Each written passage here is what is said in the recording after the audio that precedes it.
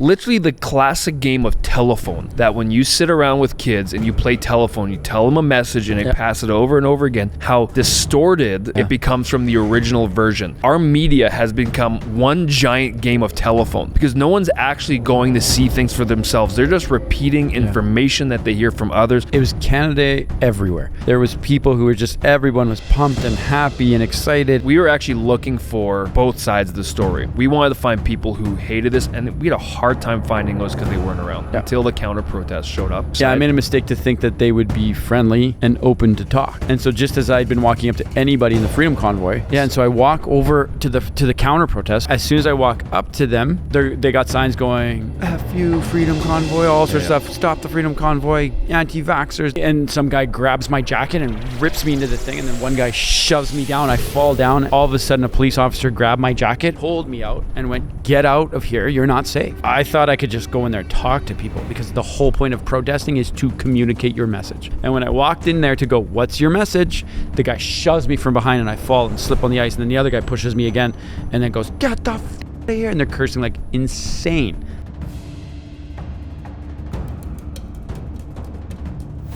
Well, welcome to, no, that's lame already.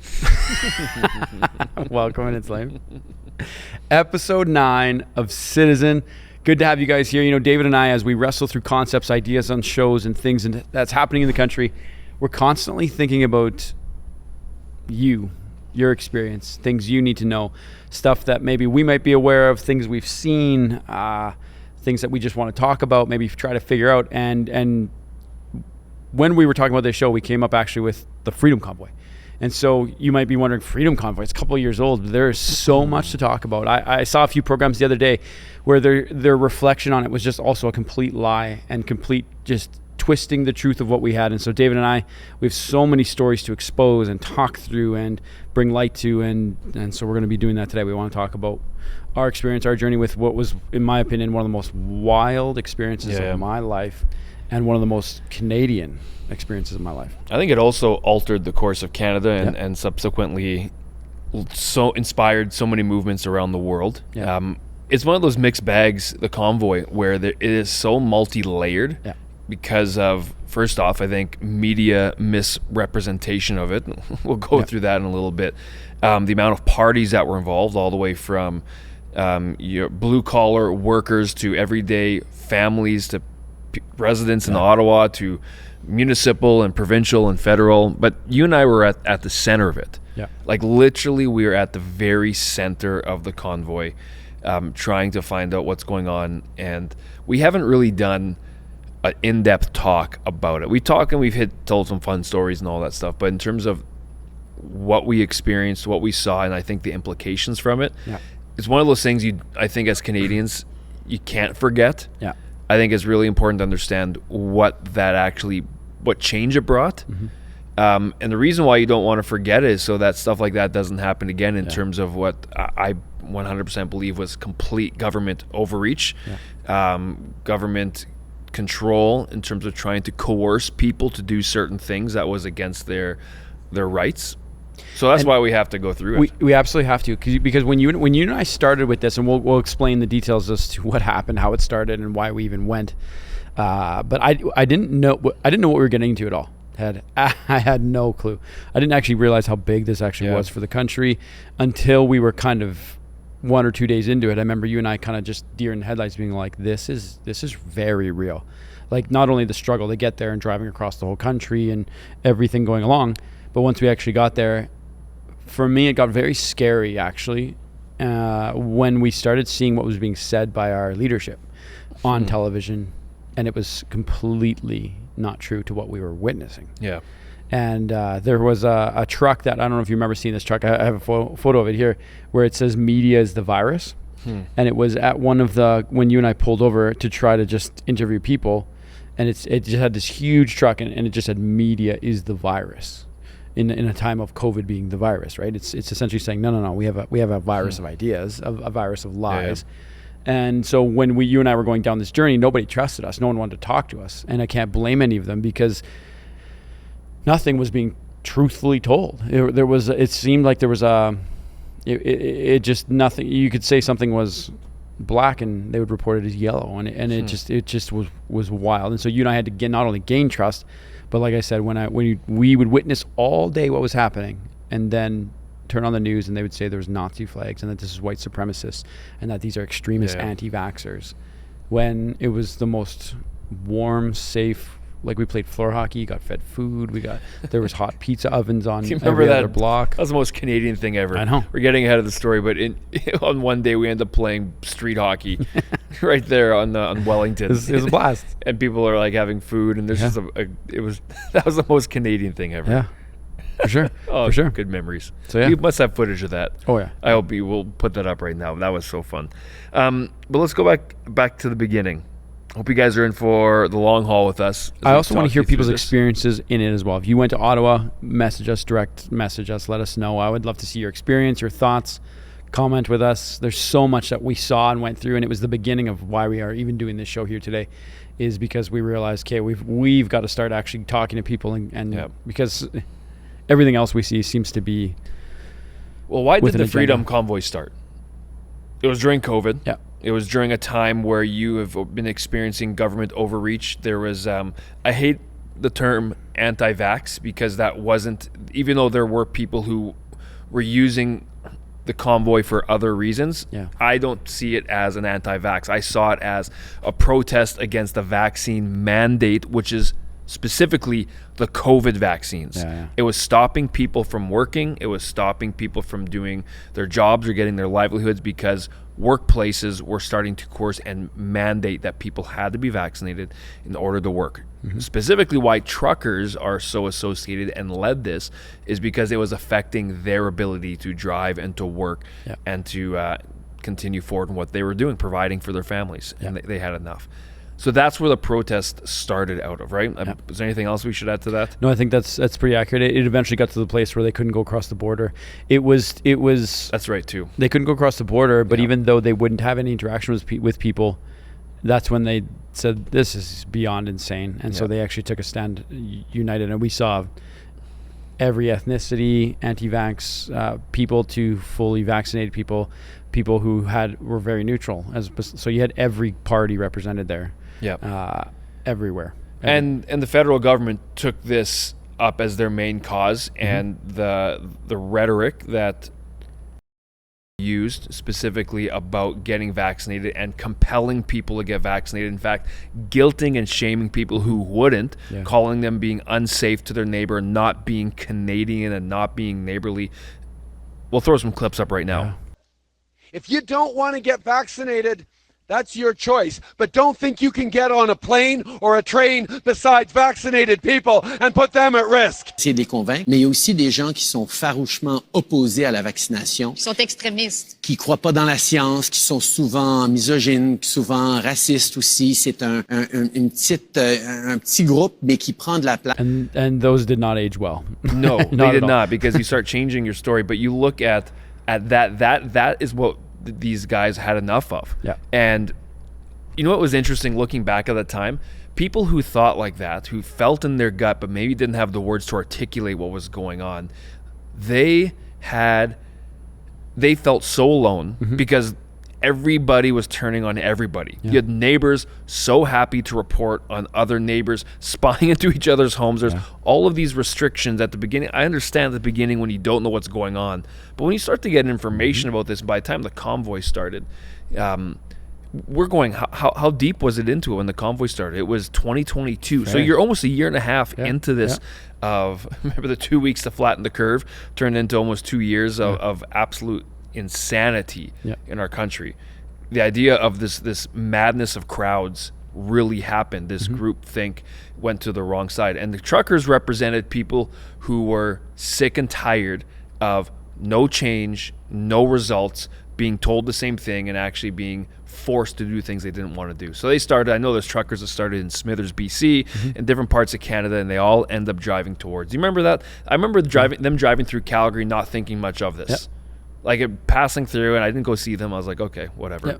But then the next day, 12 hours later, they drive through Winnipeg, and we get a call from one of our friends saying, man, you guys need to go and catch up with these guys. They're already now 15 hours ahead. catch up with them and go to Ottawa with them to find out what are they doing, because the movement of people that were gathered along the number 1 highway east of Winnipeg as these truckers were going for miles and miles, and it was like a snowball, right? It starts off small group in Western Canada, then as it goes, people start joining and adding.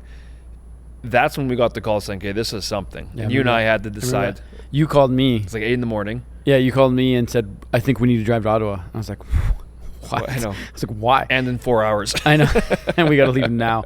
I didn't understand. But that's what I mean when I say I didn't understand what we were getting into. When you said that, I was like, I thought, well, can't we just hire contractors to grab footage of the trucks? Like, I didn't realize that it would turn into an unfolding of the government lies to people trying to just act. What would I say? Not activate. Have the freedom to protest. Yeah. And then to see the overreach even in that. Yeah. And so I literally just thought we were going to get video of just trucks and people and this, and it turned into so much more. So 4 hours later, we were on the road and driving, a 40-hour drive? Something like that. 38 hours, I think it was. We were demoralized pulling into Winnipeg in the winter, our homes, crying as we're driving in the winter. 38 or 39 hours driving, but through the winter, through the storms, closed highways, trying to catch up to this convoy that's got a 15-hour head start across the country, and we're trying to catch up to it. Remember when we pulled up? We come up to somewhere in Saskatchewan, and all of a sudden we see semi after semi after semi pulled over on the side, and we're driving literally between semis on the left and right who are stopped. We're wondering why is there semis? It's middle of the night, 2 or 3, 4 in the morning. And we're etching through, then we're on the side boulevard and going through. We finally get to the front, and the reason why they're all parked, every guy is sleeping, is because the highway was shut down. Yeah. And we saw, I guess, a highway worker who was working there closing the other side of the highway. You jumped out and basically... I went up to him, I said, you got to let us through. And he's like, I can't let you through. I'm like, you don't understand. I have to get through. We have to go. I'm like, I'm getting through. And then he goes, I will not unlock it for you. And I said, I don't think I can off-road around here. My truck's not good enough. And he goes, do you understand that I'm saying you can't get through? And then you're not understanding. And then I said to him, you don't understand. I have to, and I'm going to find a way. And once I was persistent enough, he went, if you go a little bit around there's a dirt road that'll take you over there and it'll bring you back onto the road around my blockade. I was like, thank you. And he goes, but if you get stuck, no one's coming for you. And I said, no, I won't get stuck. And he goes, the reason we're closing it is because the whole thing is people sheer are ice. getting stuck. People are getting stuck. I'm like, I'm good. I won't get stuck. We never got stuck. We did not get stuck. Then we pick up our buddy Paul in Winnipeg. Yeah. And then we keep on rolling. And then we end up catching up with the convoy. I forget what town it was. I think there's a town called Deep River. I was so scared. Remember Deep River, Ontario? I didn't know what was happening. And we pull up to the convoy, and we're like, there's this feelings of excitement, but also nervousness because you're passing trucks that says media is the virus, and when you're driving a vehicle that says Bridge City News. Yeah, that's right. And we got jackets, Bridge City News, and we got cameras. And I'm going, and we've never done this in our life before. People don't like media. Like, what are we gonna do? And we've never done it. We don't even know what story to grab. I don't know what questions to ask. Like, we were complete imposters. That is what we were. We were complete imposters driving up and there. So we get in there, and then we just jump out of the car. I think you and Paul left somewhere, and I'm going, what do I do? So I'm grabbing footage, I'm doing this, and trying to interview people, and no one wants to answer questions. But then I essentially just start asking questions, going, what are you doing? Why are you here? What makes you drive across the country? Tell me why. Well, we're sick of these mandates. And then I start asking, are you vaccinated? Unvaccinated? I'm vaccinated. I don't care. It has nothing to do with that. And they just kind of give you these lines. Yeah. And so we just started doing those same questions and compiling people's answers. And then all of a sudden the convoy would start pulling out, and we got to get in our truck and just, or get in our SUV and just keep going. Do you remember when we were driving, and then all of a sudden we start coming across the middle of nowhere, random groups of people that would be on the overpass of a bridge. That was a long way out. Or you'd have not just groups, crowds. Crowds. And crowds. Yeah, it was like huge. Justin Bieber was passing in the through. middle of That's nowhere. What it was like. There was no major cities or towns nearby too. That was what was wild. That was when it got really real to me. It was like Justin Bieber, Wayne Gretzky, Michael J. Fox, who also are great Canadians. You're right. Jim Carrey, all were in one vehicle, and people were getting out to. That's the crowds that we're attracting everywhere. Yeah. I have this one video of a man standing on the side of the Canadian Shield in a beautiful white landscape with the rocky escarpment, and he's got this giant Canadian flag just waving it as you're driving by. And I have it right here. The feeling that there was so much... I don't know if you can see that. Yeah. exactly. Oh my gosh, brings me way back. There is so much, I will say, national pride of Canadians unifying and coming together, because they also realized, here's the kicker, they realized they were not alone in how they were thinking, because it took that convoy. I actually think that's probably the greatest thing that it accomplished, is it showed Canadians that you are not alone in how you're thinking, right? It's not about overthrowing the government. It's not about being an anti-vax, as different media outlets are trying to label and say you guys are idiots. They say things like they don't want to listen to the experts. They don't want to look at science. All of these terms that now mean nothing because they're so watered down. It was about bullying tactics. Exactly. The greatest thing it accomplished was showing people you're not alone in how you think and feel. If you're not thinking much, even how you're feeling, you're not alone with it. You feel like something is off. You feel like nothing's making sense. And that was such a unifying experience going through. Like that last 300-400 kilometers took us 10, 11 hours. Totally. Because we were doing a max of 40 or 50 kilometers an hour. Yeah. Maybe even slower for larger stretches, because there was at every mile, 1 mile, every intersection, there was 1,000 people at. Remember that one first stop? Crazy. We had a trucker that gave us his CB radio, so that we could actually hear the conversations going on as we were once they realized that we were actually just reporting what we saw, and they started to realize, okay, they started to say, hey, these guys actually tell the truth, so they're going to report anything, and so they started to actually trust us to say, like, they're going to report what's real. So they gave us a radio and installed it to our car battery so that we could actually hear what was happening, so we could go report stuff. And then they started saying over the CB radio, hey guys, these guys from BCN, Bridge City, they're good guys.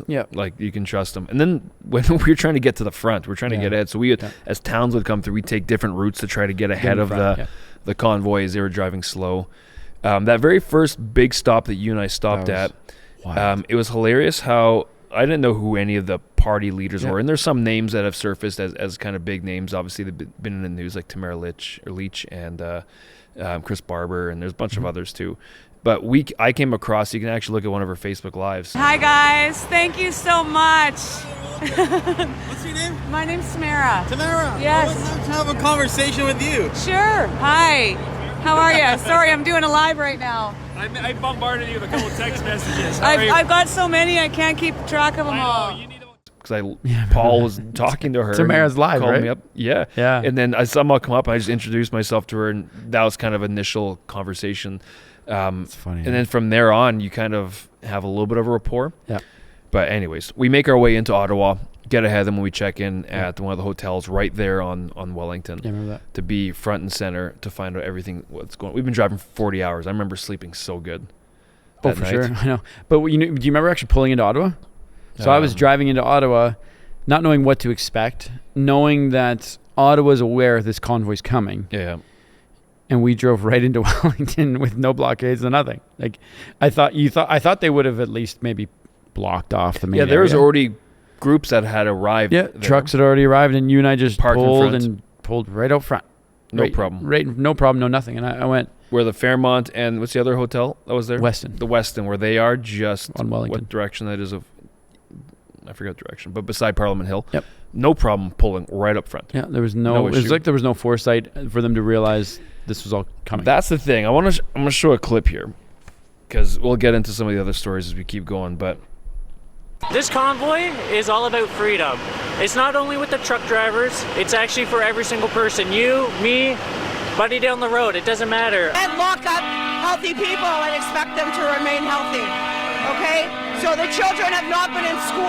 I personally believe that is wrong. Yeah, what this woman is saying is probably poignant. I can't tell. I can barely hear anything over the honking. Watching this made me feel bad for anyone who's actually stuck in that traffic all day, because you realize if you were stuck in that traffic, your honk sounds exactly as the protest honk. You can't separate the two. It's like, pop, pop, pop, pop, pop, hey, I'm late for work. That's right, brother. Down with the vaccines. But yeah, thousands of these truckers have ground Canada's capital city to a stopping halt. it right there. That's the part that gets me so bad. This is the thing that such a lie right there. Makes it so tough to know what is the real story in anything that's going on, because you have it's literally the classic game of telephone. That when you sit around with kids and you play telephone, you tell them a message and they pass it over and over again, how distorted it becomes from the original version. our media has become one giant game of telephone because no one's actually going to see things for themselves. They're just repeating information that they hear from others. For example, he used the term grounded the capital city of Canada. Yeah. I am here to tell you from firsthand experience. We were on the ground. We witnessed every day, 16 hours.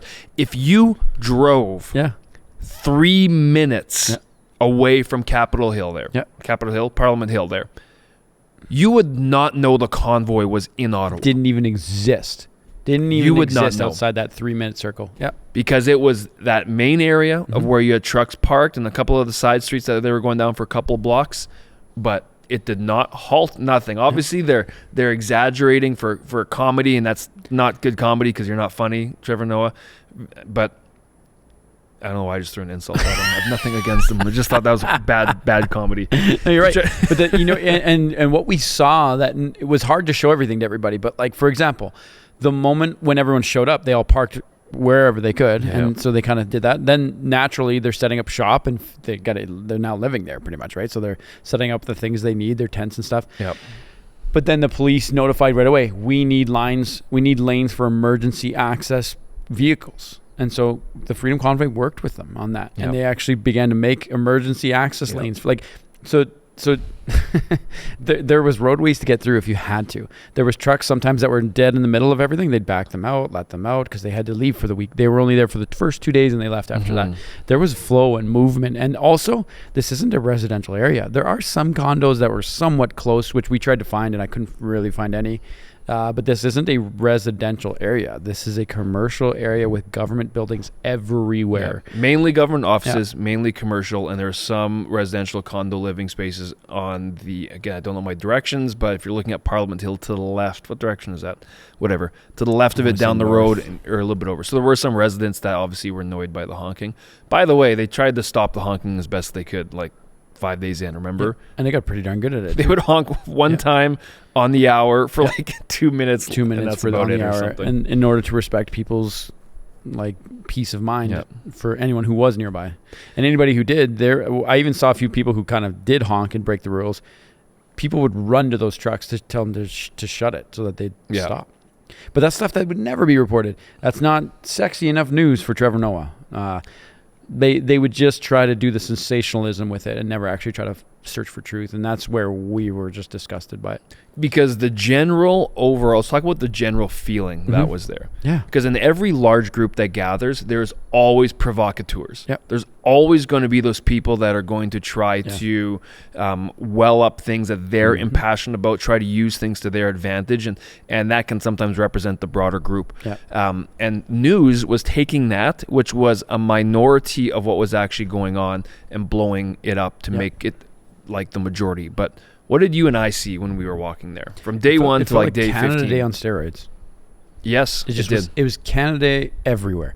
There was people who were everyone was pumped and happy and excited, and there was food being cooked everywhere. Like we started to understand the layout of everything, so we started to know where the hot food usually was cooked, and because no restaurants, actually the restaurants were all told to shut down by the government. Yeah, and a couple of them decided to stay open, but which you would think in a COVID world where they've not been able to make money, these restaurants, this is a dream to open your restaurant and have unlimited customers in front of your building. But they were told by the government to shut their restaurants down. And anyway, it was just like a giant party. There's floor hockey. There was fireworks sometimes. There was literally bouncers and children. This was such a safe spot with my young children. I would feel fine walking down there at any hour. There was times you and I would walk down there 1, 2 in the morning, and it was calm and it was quiet. I even remember when the members of Parliament went into the House of Commons. Do you remember that? Yes, I do. The members of Parliament were walking through these crowds. Like, you would think that this might be hostile, according to what the news is saying, white supremacists, evil Nazi flags, and the members of Parliament are just walking through the crowd right into the House of Commons. No problem. Totally. No security, no cops, nothing. In fact, I actually remember one moment. I don't know if were you there for this, when the guy was cursing out a couple of members of Parliament. So one guy goes, "F you guys and your House of Commons jobs, this. And he's just cursing them out, going, "Lift these mandates." And some guy literally grabs him by the shirt and curses him out, saying, shut your mouth. These guys are trying to do their job. Have a little respect. Say your opinion, sure, but don't you dare speak down to them. And I wish I could have got that on camera, but I was going, that's how, there was an accountability standard there. It was wild. There was interesting enough about the restaurants that were there. Majority of them in the businesses shut down. Yeah. And there is several issues why. But the couple that stayed open actually prospered. There's one that we frequented almost every second day. And we went there and there wasn't many people in there, but they stayed open. We put a shout out to it. And then all of a sudden, packed out every night. And they couldn't keep up with the food that they were eating. It was amazing because they decided to stay open. And a lot of the guys shut down because obviously government asked them to. There's also several businesses said they had trouble having workers come in because Ottawa and Gatineau are right beside each other, right? Quebec and Ontario, right in the river separating it. But there's two main bridges, the Portage Bridge, or Portage Bridge, the Portage Bridge, and there's another one which is off Rue, so Eddy Street, or Rue Eddy, which they shut down those bridges, which was a major transportation place. A lot of people live in Gatineau and can't get over. Can't get across to come and work in Ottawa because that's how they do. They commute into their work. And so I'm not sure if that was a provincial or a city thing that shut down the bridges, but they shut them down to stop potential protests or more trucks or whatever coming through, but also stop the workers from being able to bus and get across too. So a lot of the restaurants couldn't have people come in to actually work. Do you remember when the University of Carleton students came out to protest the protest? I do. And you were questioning those couple people, and you're going, they're stopping us, or are blocking our rights, or stopping our, what did they say? And you went, they're talking about stopping us from living our livelihood. And you started asking questions, but how? And they couldn't give you one answer. Yeah, but how specifically? But how? And I was like, that's exactly it. They didn't have any real reasons. They were actually probably just repeating what their professor was telling them to say, is what it seemed like they were doing. And then, do you remember when we went to the counter protest to the convoy? That was the first time I felt unsafe. Let's talk about that. That was one of the craziest we walked things and talked the streets over and over again every single day, connecting with families. Yep. Families were coming down with their young kids. Canadian flags were waving around. People were having fun. There was music. There was dance parties. There was food being cooked. There was hockey games that were breaking out. People were singing the national anthem. So you have all these good vibes during this protest, of blocking down the main street of Wellington. So you and I got very used to going up to anyone and everyone and just openly going, hey, Bridge City, got some questions for you. What's your thoughts on happening here? Just very comfortably. We'd sometimes go in semi-trucks, sometimes in tents and everywhere. There wasn't one person we wouldn't go to. We were actually looking for both sides opposing of the story. Ideas, We wanted to find people who hated this, and we had a hard time finding those because they weren't around until the counter-protest showed up in front of City Hall at Ottawa, which you and I walked over to, and there's probably a group of maybe 100 people. Yeah, about that. 120, something like that. And we were trying to talk with people, and at that point, I made a mistake there. What did you do? I made a mistake. Police were there on the other side. Yeah, I made a mistake to think that they would be friendly and open to talk. And so just as I'd been walking up to anybody in the Freedom Convoy, I walked up to these guys.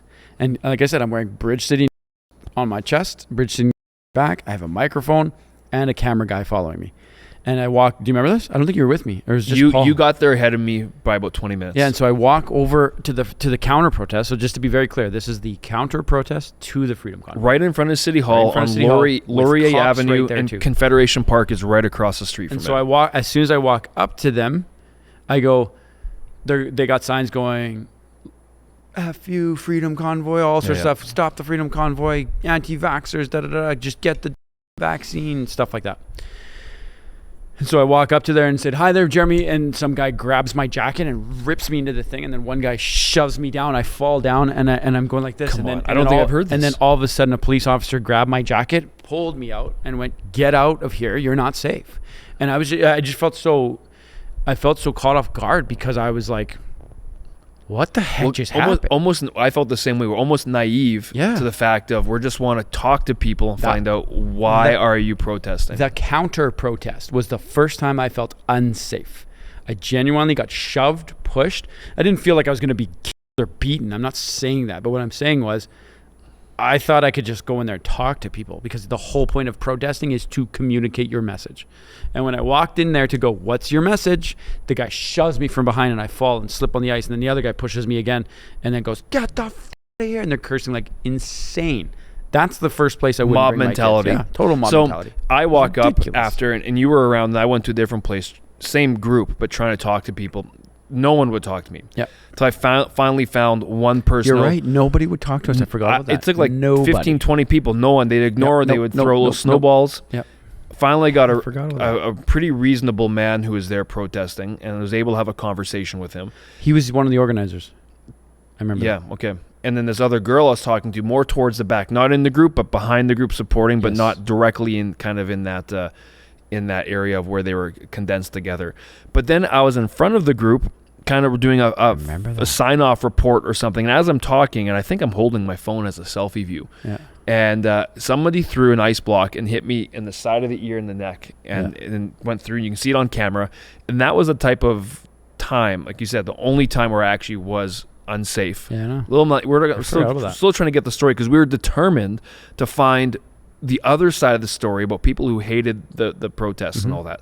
But anyways, that was the crazy thing. When you look at the convoy, and there's lots of terms that are being thrown around about showing up, and racists, hate mongers, science deniers, anti-vax. It's full of these people that is making the city unsafe, upheaval, overthrowing the government. was the rhetoric that was coming from media and from government, and that's their goals. None of that was true, because we witnessed and saw, and I would probably say it was probably the most unifying Canadian moment that at least I've experienced or been around. Yeah. Just because of what they were coming together with, wanting to have the freedom that the government wanting to have the freedoms that we are guaranteed by our charter. Yeah. And we felt the government was overreaching. This is the interview that I have at the counter protest. I just want to see this. Okay. Rob, I've been speaking with you for a little bit. We're here at the counter protest. People are here to make their voices heard, to protest, and to let the convoy know maybe their thoughts. What would you say is kind of the message that they're hoping to get across? The main message is to leave the residents of Centertown out of your battle with Justin Trudeau and the government. We are innocent people. There's families, there's seniors, children, and pets that are being tortured by noise. It's easy to say when you're sitting, 500 kilometers away, it's just a little bit of noise, but it's incessant and it's nonstop. It's impossible to live around it. People can handle it for a week or so, sure. They're not going to die, but it's absolutely cruel to subject it all day and all night. It sucks that it's come to this. I'm sorry that the country is this fractured, but all we're here to say is give us our streets back. Take your protest to Parliament Hill. That's it. And to be clear, you're okay with them protesting, you just don't like how they're protesting. 100%. I will stand beside them for their right to protest. I would have stood beside them on Parliament Hill against mandates. I'm actually not a fan of mandates, but I am a fan of the rule of law and of democracy, and that's what I see up there. Perhaps they need better messaging, but it's been piss poor from the beginning, pardon my French, and I'd just like them to go, they don't have to go home, but they have to get the vehicles out of downtown, and they have to take their protest to Parliament Hill and leave the innocent people of Centertown out of it. That's where we stand. When I first walked up, you had mentioned, I had kind of experienced a little bit of hostility, and you had mentioned that they don't trust the media. Can you kind of give me some insight as to maybe why or what had previously gone down before I got there? To be brutally fair, neither side really trusts the media, but this group doesn't trust that Western media is going to portray them properly. They've had some bad experiences, a couple of people in there.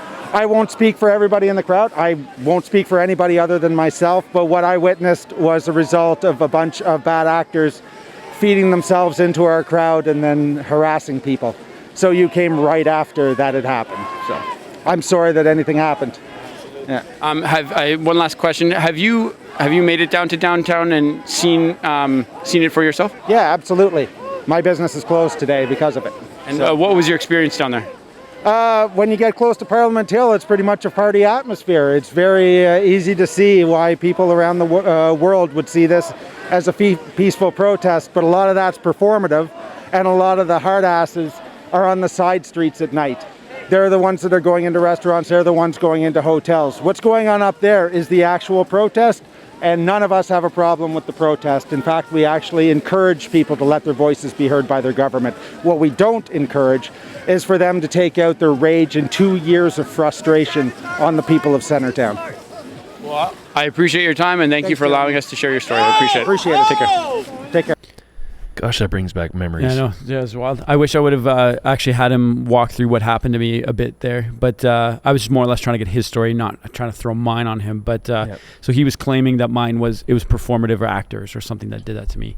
But what we saw the entire time was just wild hostility all the way through that entire crowd. The cops would not let us go in. Never mind just performative actors.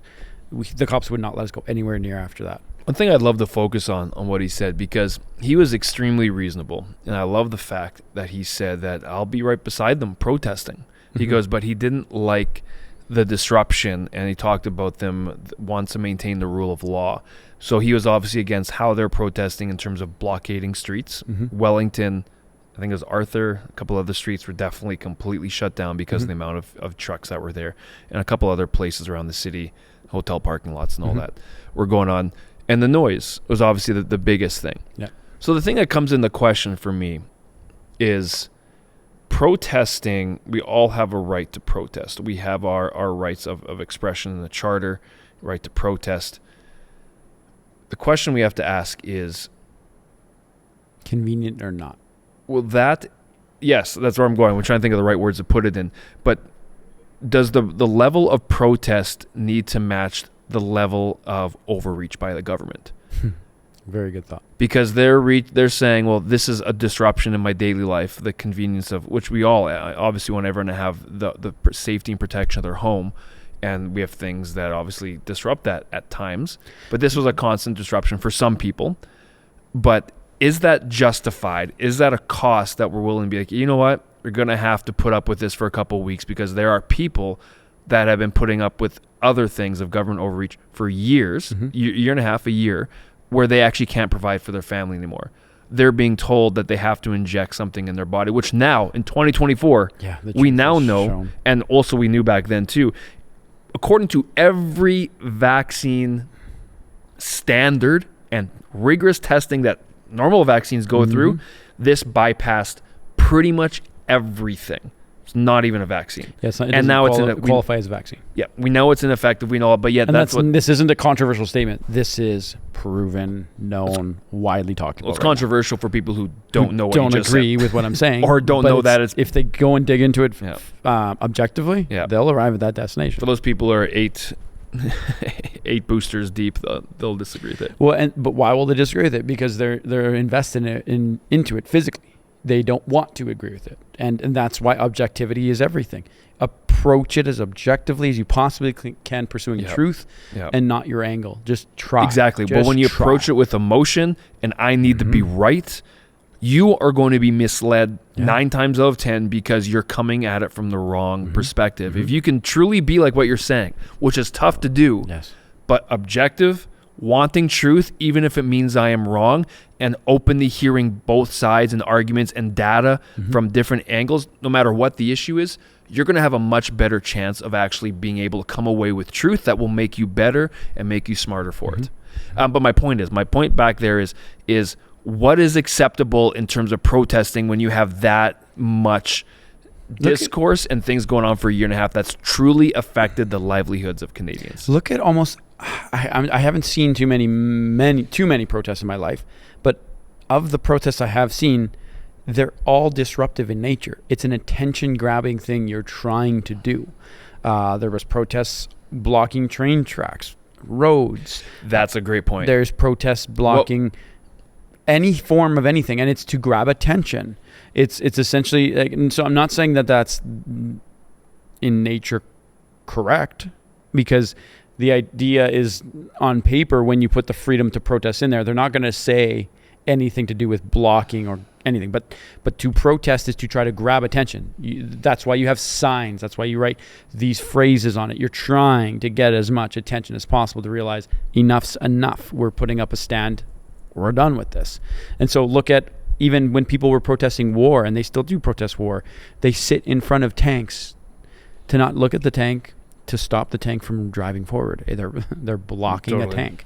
All sorts of things, blocking oil tankers, blocking oil rigs, tons of stuff. Deforestation. People stand in front of the forest to block it so that they can't do it. Well, I'm not saying I agree with either one of them. I'm just saying that that's the nature of protesting, is that's what people do. They're trying to be noticed. Stop what we're doing. But think of the most extreme protests in history. You look at in the turn of the 18th and 19th century, in 1700s to 1800s in France, the French Revolution. That is a protest overthrowing what was happening with the... That is an extreme version of protesting. The people have had enough of what has been in. You look at the Civil War. You look at in America.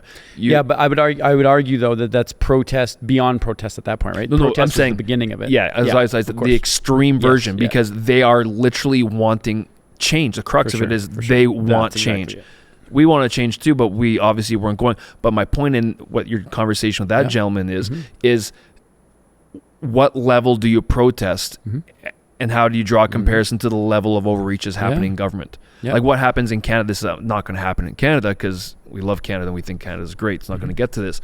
But if there comes to a point where Canadians are now starving because no one can afford food, no one can afford housing, no one can afford work. If it goes that extreme, at what point, and let's say government is in control and they're doing a horrible job for the next 20 years, well, how far is that going to push Canadian people in protesting, right? Eventually, you'll get to the point. My point in saying that is drawing back the comparison about residents being disrupted in their homes, which, again, a majority of those buildings down there are commercial and government. You kind of have to say, you know what? You have to put up with that for a couple weeks or a month or whatever it is, because the level of disruption that's happening in the country was worth that type of protest. I think it was. Absolutely. It's also not the first time there's been protests on Wellington Avenue there. There's been many. And even that was one of the eye-opening things for me is when that window was broken on that coffee shop. Do you remember how we saw it? I think it was CTV really took it to task. And they said, Freedom Convoy smashes windows of coffee shops and storefronts. Meanwhile, there was only one coffee shop and one window broken. So I actually called the place, got them to talk. I said, hey, would you be down for an interview? And he goes, I just did an interview with CTV. So no, I don't think I'm interested in doing another. And so I said, oh man, come on, just one more. And he goes, no, I'm fine. So then we watched the CTV interview, and they just literally clipped him up. They clipped up his words going, yeah, my window was smashed, cut, showing the window smashed. Then the interviewer going, Freedom Convoys they're all around here, surrounding here, and their patience is growing thin, and they are taking actions into their own hands. Back to the guy. Yeah, the window's going to cost me about $1,200. Boom, cut back to the interviewer. They're not letting him explain what happened. So when I called him back and I had a call with him, I said, did you see the interview with CTV? He goes, yeah, I saw it. It was kind of misrepresented, sorry. And I said, in what way? And he goes, oh, well, that window gets smashed about 6 to 7 times a year. I'm a downtown coffee shop in the nation's capital. There's not exactly there's a lot of poverty around here, a lot of destructive behavior, a lot of people do dumb things, and this is very normal. And so he goes, this is pretty average. I said, did you say that in your interview? Yeah. They didn't show it. Yeah. There was no evidence that it was a protest. He goes, I have no evidence to think it was a Freedom Convoy. And then he goes, actually, once the window was broken, what I wish they would have shown was that there was about $1,500 to $1,800 worth of donations that came in to not only pay the window, but then there was the convoy. Yeah, from the convoy to pay for the window, but then also there was about $1,500 or $1,800 as well for tips. They tipped around $3,000 total to give all the workers a bunch of tips. None of that was reported on. Yeah, but that's the freaking problem, is that they're trying to push.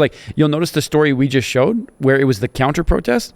We showed the other side. We gave him a voice. We talked to him. We got his opinion. We tried to show both, and that never ever happens with mainstream media. Yeah. They just like Trevor Noah, he's not balanced at all. He doesn't show any other perspective. He just shows one, and it's always one perspective, and it's sickening and annoying. But the whole point of news and the origin to why we're doing this show is to bring accountability, but then balance. Show both sides. Talk about it. Totally. Put your ego aside. Shut up and just show it. Like, what are you so worried about? Like, I just don't understand it. It's so incredibly frustrating. And the point of the news is to hold the government accountable. And it's not. The government is using the news as a mouthpiece. And that's what we're seeing.